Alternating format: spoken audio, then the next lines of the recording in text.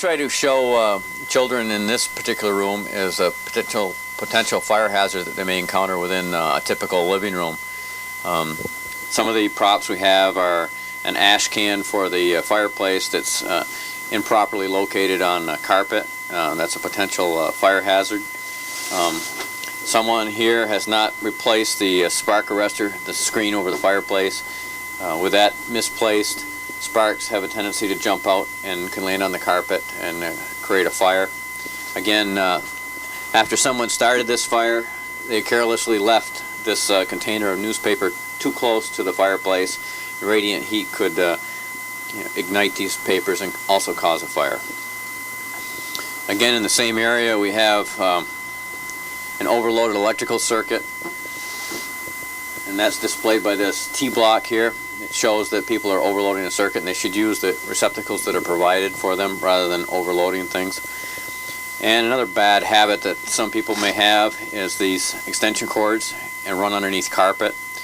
Number one, using an extension cord is not an advisable method of energizing some light or other electrical appliance.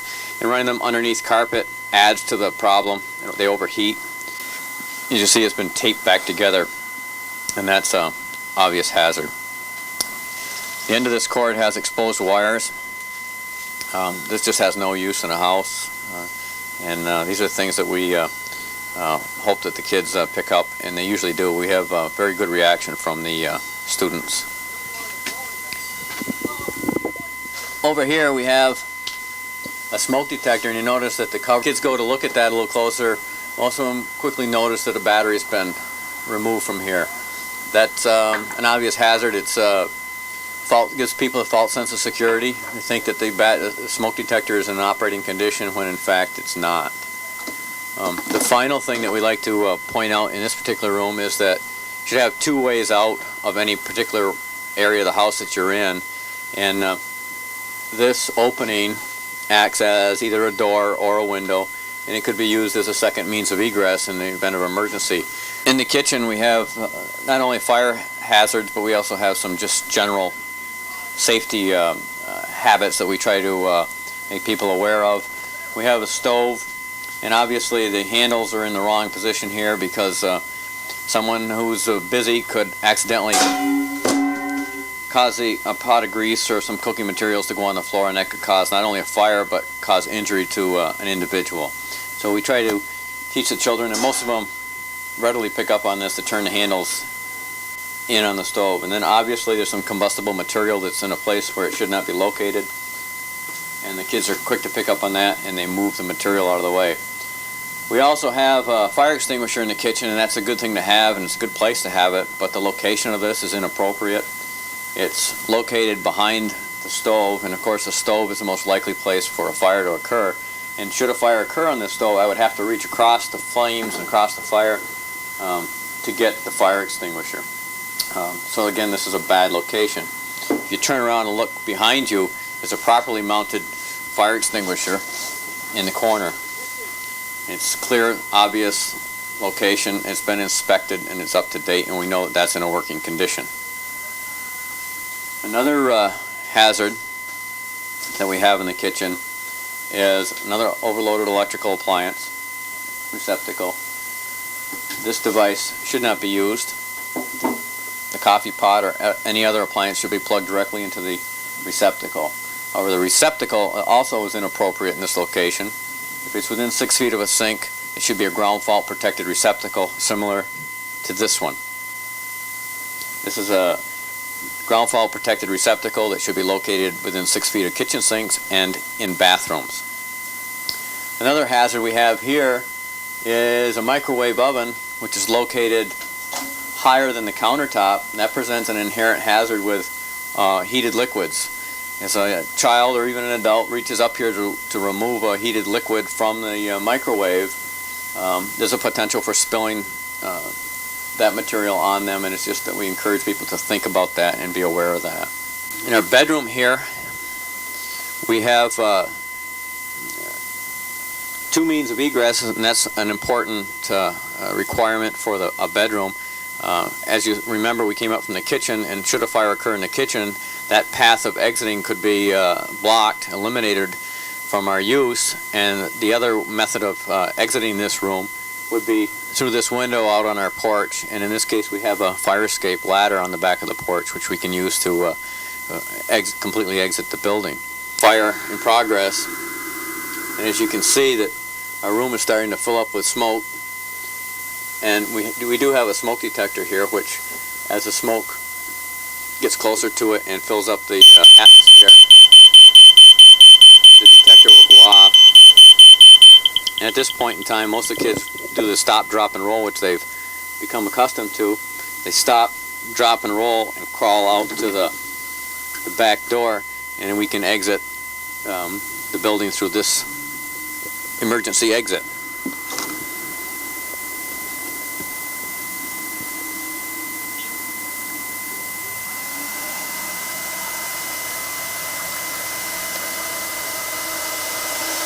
Now, as you see, the fire safety trailer is equipped with an exhaust system where we can exhaust the smoke at the end of this tour.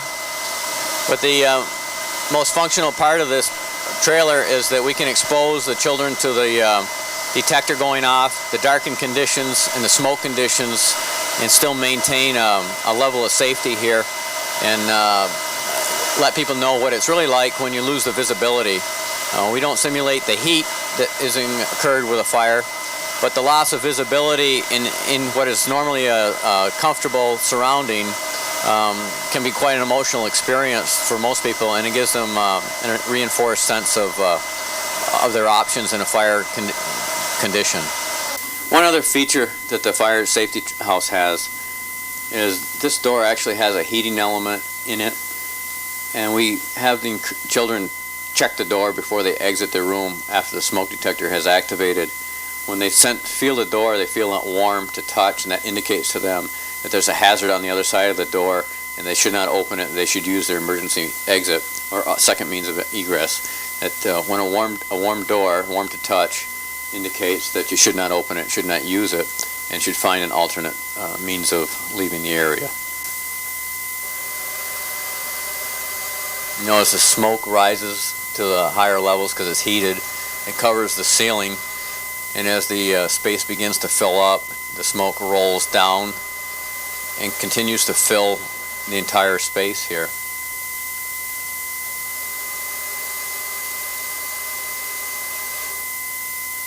This is quite similar to actual fire conditions.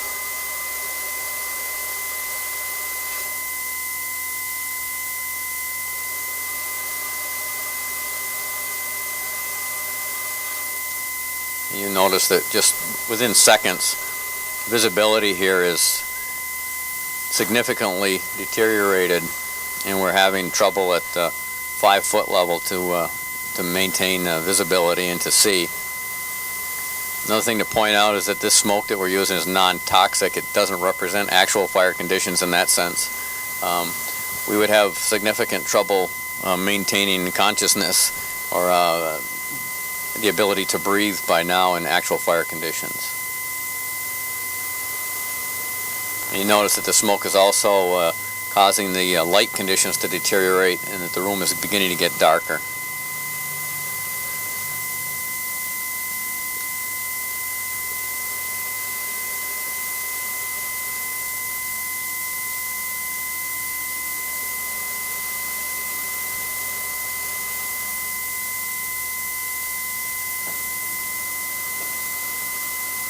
If we drop down to the floor level, you notice that we have some level of visibility here, and this is why we teach the kids to drop to a lower level and crawl to the exit. And at this point, I think it's probably a good idea that we crawl to the door and exit the kitchen.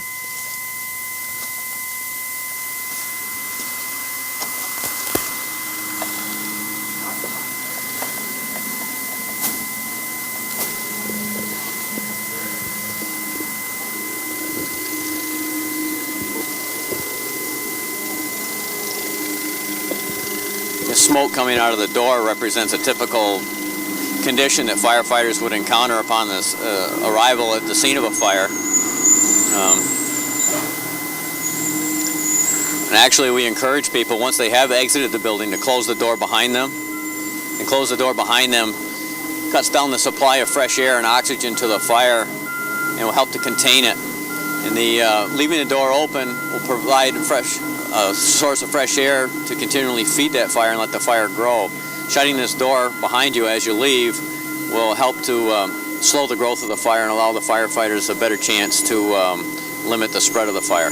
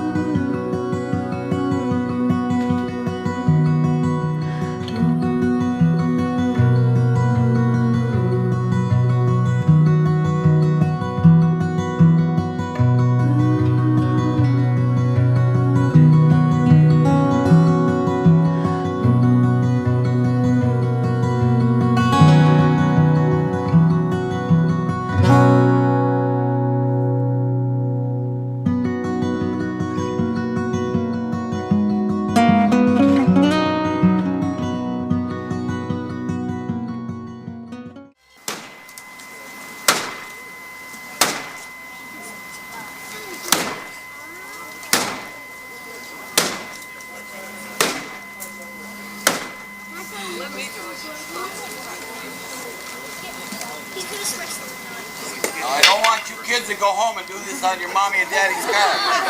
They're going to get mighty angry with you.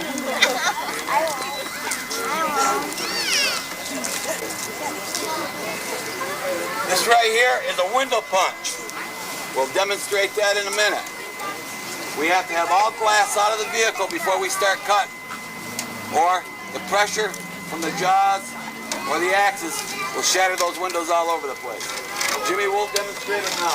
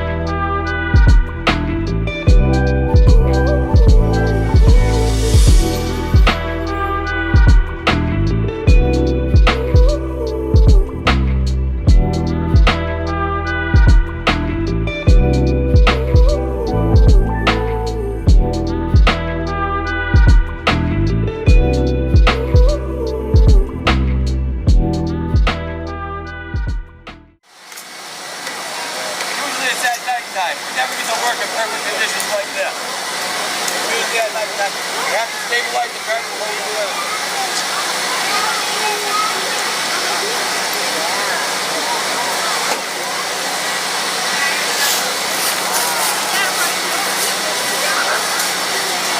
Ladies and gentlemen, it took 15 minutes to do this.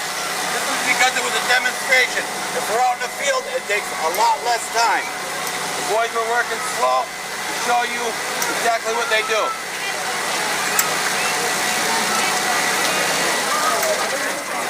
They turn the car on? Okay.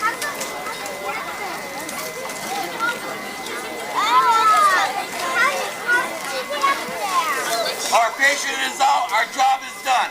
Now we pack up and we go home.